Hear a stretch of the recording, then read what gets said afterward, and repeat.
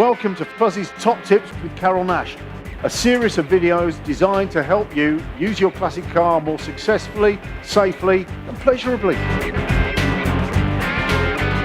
In this video, I want to talk about jacking your car up safely.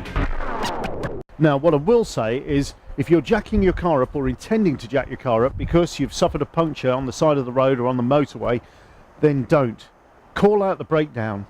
You need to make sure that you're in a safe place if you're going to do this. The hard shoulder is not a safe place. Lay-bys aren't that good either.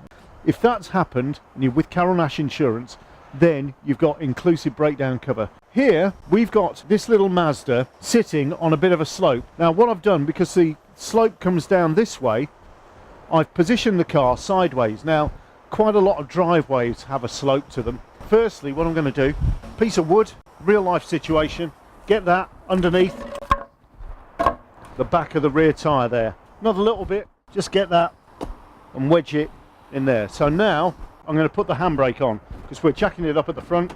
I don't need the wheel to spin. Now before I jack it up, what I need to do firstly is make sure that I've released the wheel nuts, because if I jack it up and I haven't released the wheel nuts, release the tension on them, then of course what will happen when I try to undo them, the wheel's just going to spin, so that's no good. Just crack those a bit tight. There we are.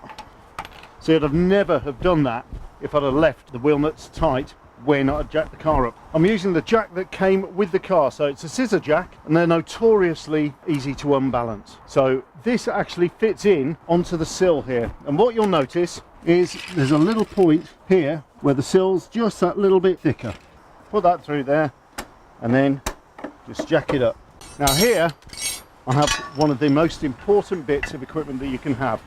It's an axle stand. So it's a bit of a tall one, but what I need to do is try and find a place where I can get it underneath this car, so I can then let the car down onto the stand, which will then take the place of the wheel essentially.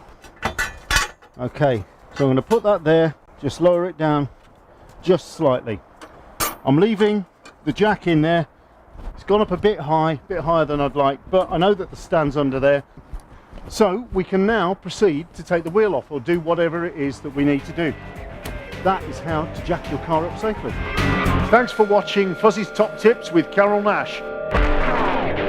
Don't forget, call Carole Nash for a quote today on your classic car. Carole Nash, the care it deserves.